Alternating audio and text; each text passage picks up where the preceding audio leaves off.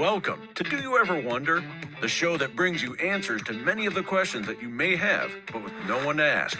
Do You Ever Wonder is hosted by Mike Haltman, CEO of Hallmark Abstract Service, who, like you, has always been deeply curious about a wide variety of topics. Each week, Mike will be speaking with guests who are leaders in their field and who have inspirational stories to tell. So now, sit back and enjoy the show.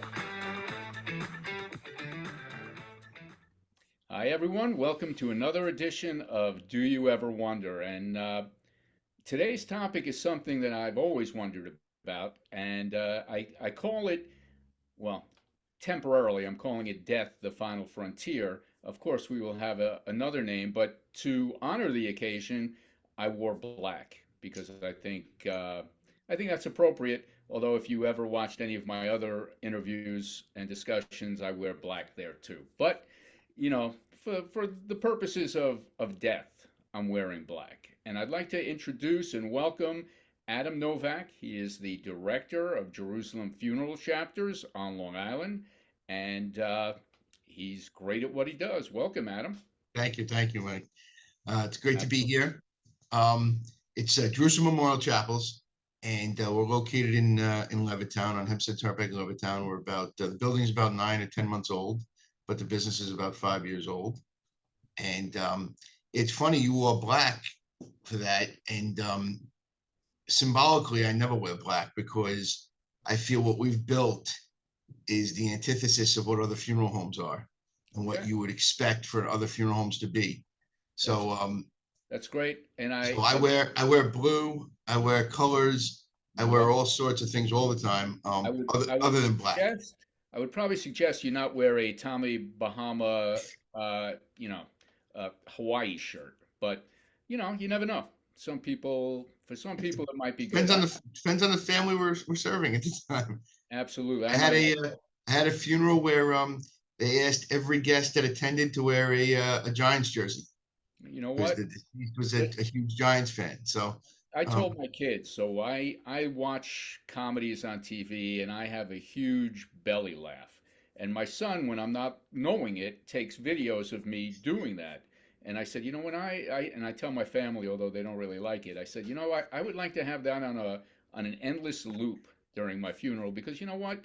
At the end of the day, you want to be remembered for whatever it is, but I would like to be remembered partially for that, partially for other things. But when I was in high school, I took a consumer education class, and you had to investigate different industries. Believe it or not, I actually did a paper on the funeral home industry, and that was back in the 70s. And I think the industry has changed quite a bit.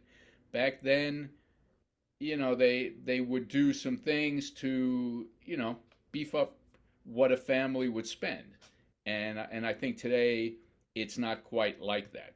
And so I'd look, like to get into sure, that a little bit, absolutely.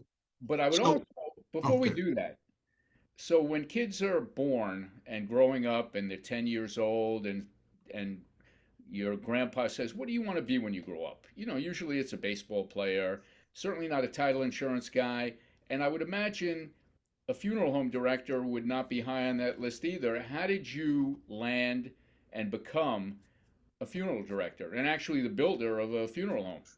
It's so funny. The what I always say is my mother always wanted to be a doctor, but I became the opposite. Wow. um, Yeah, that's but true. right, every mother wants their little boy to grow up to be a police officer, or a baseball player, or a lawyer, or a doctor. Nobody ever says funeral director unless the family's in the business. Right. Um, and both my family and myself came to the funeral service industry later in life as a second career.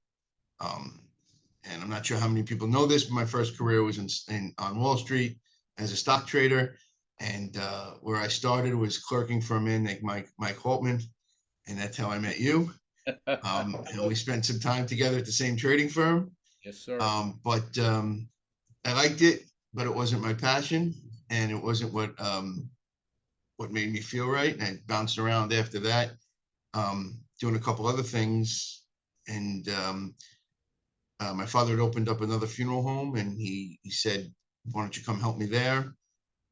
And to be in the funeral industry at all, you need a license. So I went back to school. I found myself as a 30-something-year-old back in college, getting a mortuary science degree.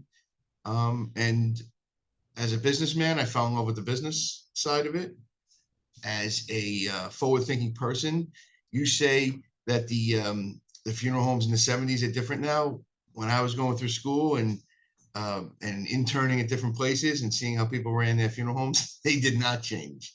And that's one of the reasons I really thought I could do well in this industry, is that there's a lot of old school thinking, a lot of old world thinking, a lot of old world practices and policies that I wanted to change. Well, to that point, I had the pleasure, along with my wife, of taking a tour of Jerusalem Memorial Chapels pre-open, and it is unlike any other funeral home I've ever been in. I mean, it has all of the specifics that a funeral home needs to have, but it's technologically sound. The structure, the decor, the feeling. It's a not a happy place, but it's a place where I think a grieving family would have the best opportunity to begin the process of healing.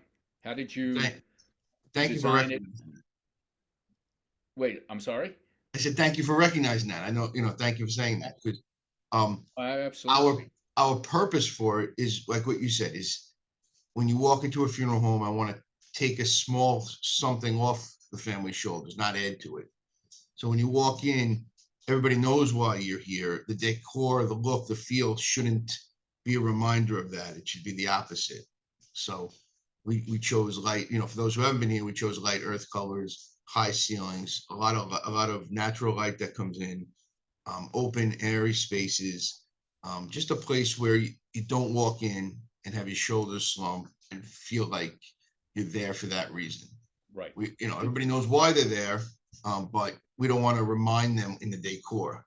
Right. No, absolutely. You know what? It's a somber occasion, but although not always, but it does lend your place lends itself to, again, the the feeling that healing will take place. And that's critical. So because you've been to school for the entire process, I've always wondered what path a body takes. Whether it's coming from a hospital, a nursing home, or somebody's house. What's in art, it's a provenance, how you get from one place to another. How does it work in a funeral home? Take me from step one to where I'm being presented. Sure. So I'll just say it from the Jewish religion perspective.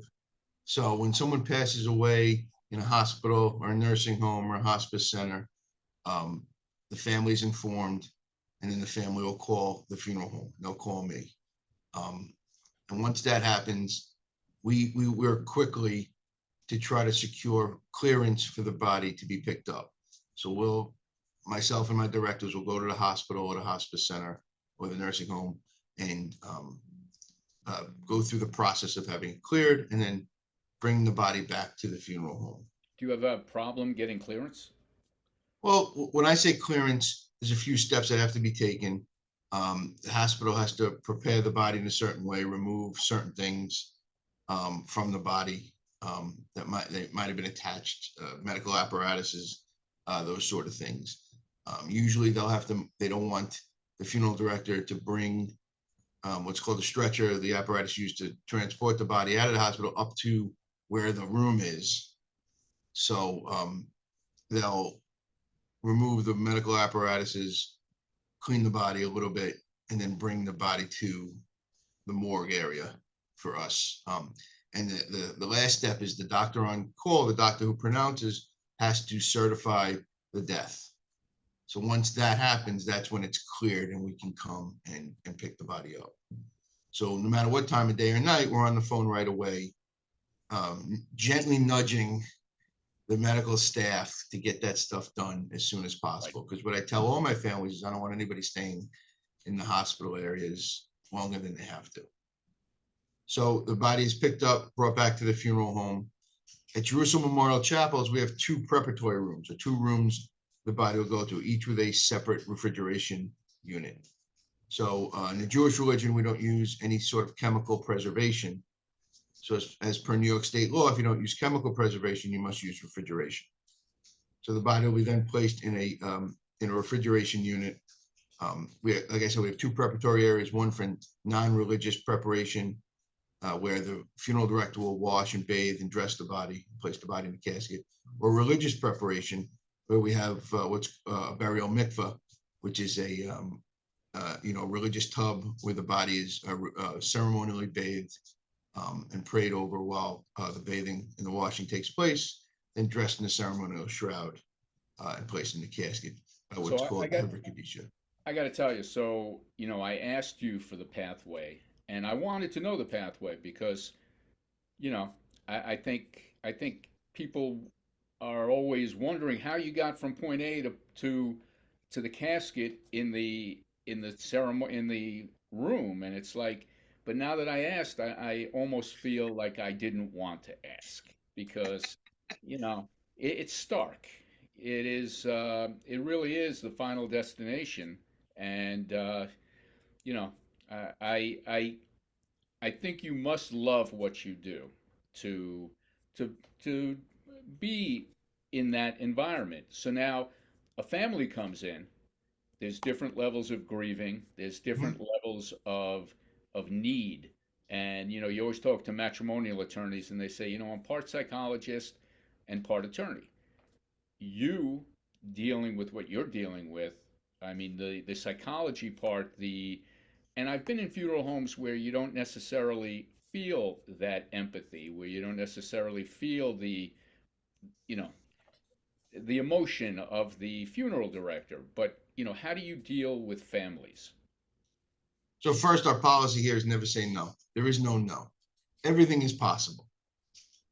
So when people have requests for time, for service, for type of service they want, things like that, they come in almost with the expectation that the funeral home is going to say no. We don't say no. We try to accomplish everything individually for everyone. I think that takes a little bit a little bit of stress off of their shoulders right away. The Definitely. second thing is just like you're doing now, and you're listening. You're asking the question, but you're listening. We have to listen. We have to listen to what people say. Let them say what they need to say. Let them get the message out in whatever the way they can. Um, and sometimes it's sit back and let families talk. Family members talk. Sometimes it's offer solutions to some of the issues that go on or problems that go on or disagreements that can happen at a time like this. Um, Sometimes they're stressed out about what they have in their head as the process. And I just need them to take a step back and explain the process to them. You don't need all the paperwork you think you need. You don't need to know some of the information you think you need. I can gather that information for you. Little things like, what do we do about Social Security? What do you do about death certificates? What do we do about Medicare or Medicaid? Things like that. I handle all of that. So just listening to what their concerns are, I can try to alleviate a lot of the stress that they have at that point. Absolutely. And so, in terms of special requests, I imagine there's clothing requests. There might be something that is they want to put with the casket. What are some, outside the box types of things people want to do? Um, so obviously there's a lot of clothing requests. Um, there's different hats, things like that, paraphernalia that they want their loved one to have or in. Um, we've entered into the digital world, so there's a lot of montages that come in, and like you said, our building's technically proficient. We can play montages and music. Um, we Zoom, so anywhere around the world, someone could be live and watching the funeral. We record it for the families, so they can have it after or send it to people who might have missed it or have it as a keepsake. Like I said, there's no no. So Right. and there's no but there's no limit. People will make huge poster boards. We have easels for that. They'll come in. one of the things I really like to do is when you have a veteran who has passed, we have the honor guard come to the funeral home, not the cemetery.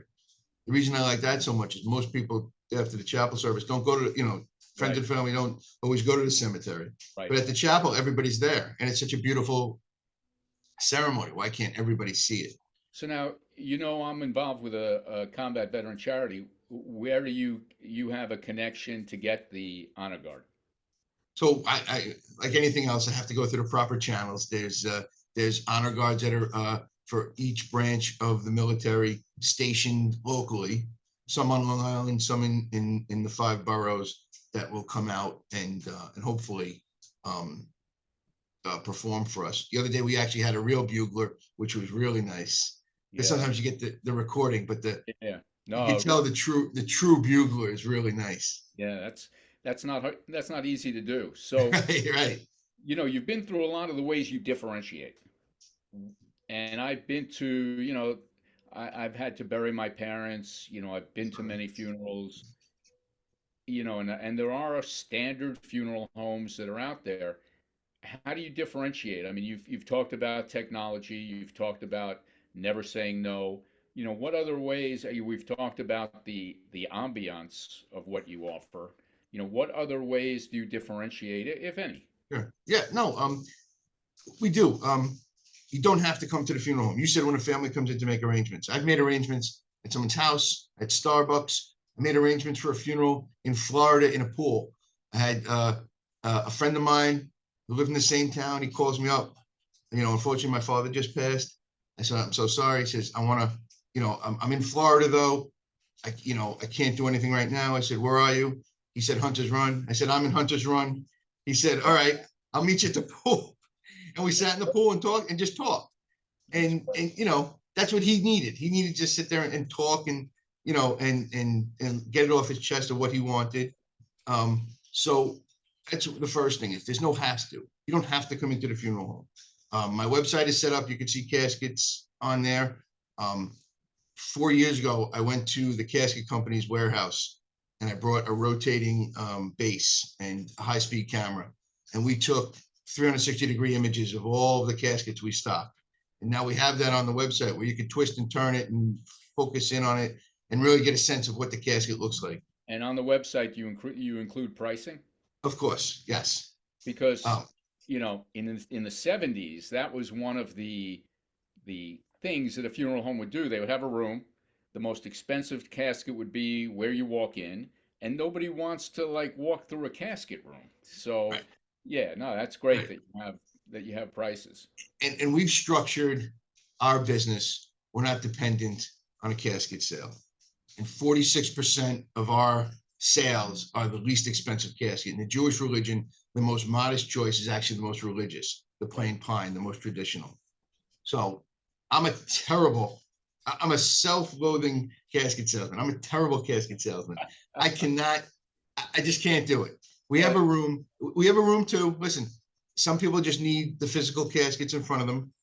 Our room is upstairs on the main level. There's no going downstairs. I've worked at other funeral homes where the casket rooms is downstairs, and you just see the physical toll it takes on someone. You say, all right, we're going to go downstairs now. Yeah, Nobody wants to go downstairs for anything. right. So we have a small casket room here, right next to our conference room. We can walk through it. I answer questions. I offer no advice really, unless asked. Like I said, I'm a terrible casket salesman. You know what, Um, though? I just don't think it needs to be sold. Right. You need a casket, but you don't need to bankrupt yourself for that casket. No, you don't. No, you So don't. we've structured listen, we're still a for-profit business. We've structured our business in a way we're not dependent on a casket sale at all. That's great. No, that's and- great. So now, to that point, the role that you have is to get the word out, is to drive people to you versus what may be more well-known establishments, in our area. How do you do that? How do you market a funeral home? So the unique challenge I have is I'm up against Kleenex and Coca-Cola. When you want a soda, Coca-Cola is, synonymous with soda. Kleenex is synonymous with wanting a tissue. The competition is synonymous with the Jewish funeral. So Full, yes, full disclosure, I may have used for my parents the one you're talking about. listen, I know where you live. I would expect it. No offense taken. Yeah, yeah, yeah. Yeah. But like I said, a lot of what the industry is moves slowly. So, and I don't want to give out any of my secret sauce, but we've tailored our half of our marketing we've tailored to technically, social media, ad search, Google search, keyword search, things like that. We've had good success with that. The other half, which I started once I got into the business, is community involvement, community service. I'm on the board of directors for Gerwin. I'm on the board of directors at the Mid-Island YJCC. I just stepped away from being chairman of Jewish Community Relations Council of Long Island after 7 years. I'm on the small business leaders, I don't know what they're calling it now, for UJA, committee for UJA. It's involvement. I'm involved with different men's clubs and temples. I'm involved in my temple and others. I'm out there in the community. I'm involved with the Suffolk YJCC. Just be there in the community. And It's interesting. So, because names are familiar, a lot of what you need to do is to brand, is to bring your brand top of mind. So when somebody doesn't just default to the typical places that people go, and that's changing people's habits, changing people's minds. You're 100% right. It's a slow, steady process, and I would imagine a lot of it is word of mouth. That hey, they did a phenomenal job. Hey, I remember when, I had to go to the funeral home for my father. It was 1982. I don't remember the funeral director being particularly warm and fuzzy. It was a business, it was a transaction. And in 1994, for my mother, same thing. It was transactional. And while it is a transaction, I think the fact that, you think in terms of, and you're an owner beyond, but you think in terms of what it is that the people need at a given time in their lives when it's very difficult. But it just came to my mind the fact that you're an owner. I don't know if I'm allowed to say that. Okay. So I think I think that makes a huge difference. You need to. I feel like I'm having an earthquake here right now. Yeah, me too. Did you feel that? Yeah. Yeah. I'm thinking in the back of my head, is something wrong with my heat in the building? No, Because the building just started to shake. I think that was an earthquake. That's why. That's It's unreal. funny. You're 10, 12 where are miles you? away from me, and you felt it as well. Yeah. Yeah. That was Had to crazy. be that's a three something. Anyway, hopefully it doesn't bring you any business. But bump. No, it's branding, like a title insurance company. So, Why would someone come to me? but I'm sure it's the same thing. And you hear this, like, you and I are in networking groups and things like that. You hear this all the time. The best advertisement is a happy customer or happy client, someone that will just naturally say, I had I don't want to say a good experience, but whatever you'd say in my business, I had, Adam was good to me. He treated me right. He was compassionate. He did what we needed. And the place was beautiful. And it served its purpose, kind of thing. And, 100%. that's how we've tried to really build on the clients that have come in, is just have great word of mouth, unsolicited, good, positive word of mouth. And we try our best So now, you've been open how long? So the business is 5 years old. The building's open since last May. And another way we do it is we try to think of the needs of the people that walk in. So there's plenty of small packets and big packs of tissues everywhere. There's mints, there's bottles of water.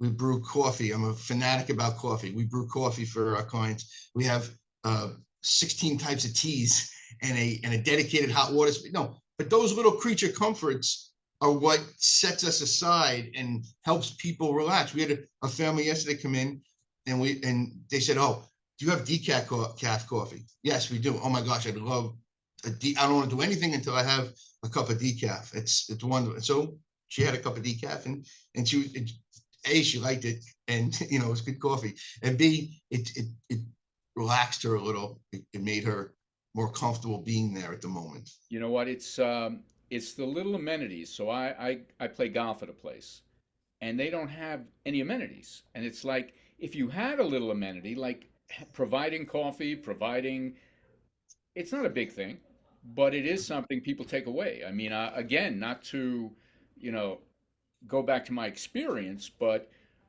no tissues, no coffee, no nothing. Right. So And selfishly, you're in you're in real estate. Real yeah, estate's a part of your business. What's the first thing they say to people who are selling their home? Bake cookies, right? The smell of, so when you walk in the funeral home and you smell freshly brewed coffee, it's a different smell than when you walk into any other funeral home. 100%, And it's a 100%, familiar, comforting smell. Even if you don't drink coffee, it's a familiar, comforting smell. no question. So So it's just something we try to. well, believe it or not, we're running out of time, which is unbelievable. But I know a big thing now because I see it on TV all the time when there's a commercial are, your expenses when somebody passes and prepaid funerals seems to be a big thing. So, how does that work? Someone comes in and pays today's prices and is guaranteed. Well, you tell me. Okay. So shorter answer is yes, exactly.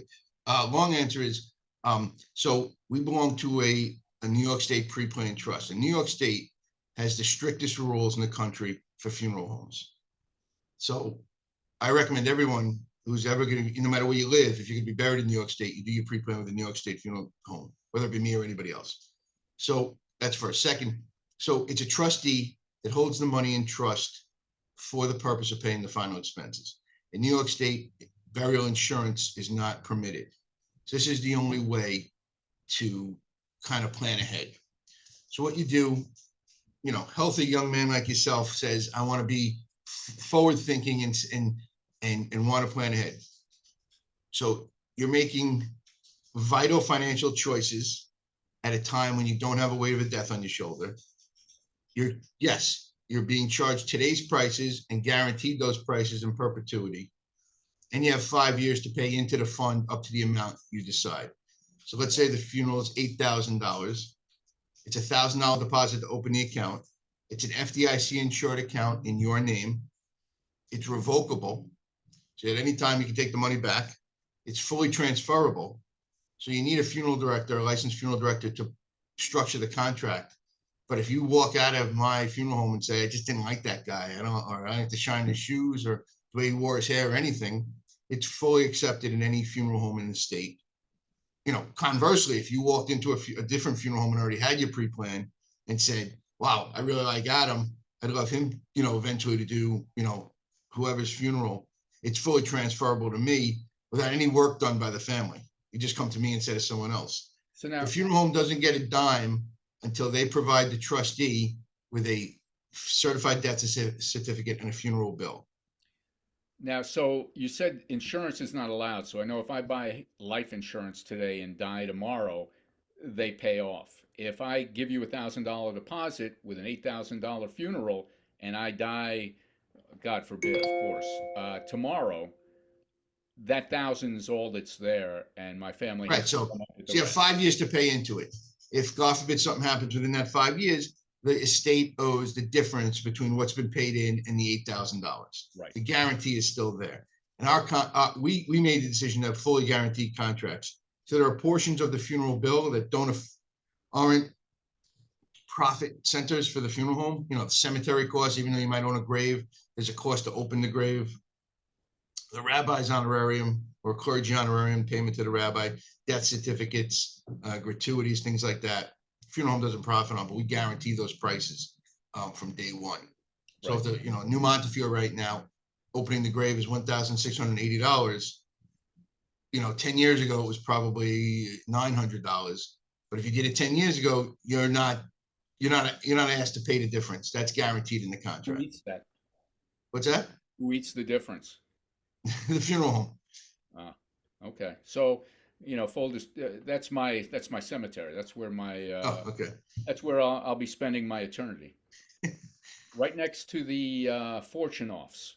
Oh, okay. I thought that was a good location. Nice. Yeah. Good company. Yeah, yeah, yeah.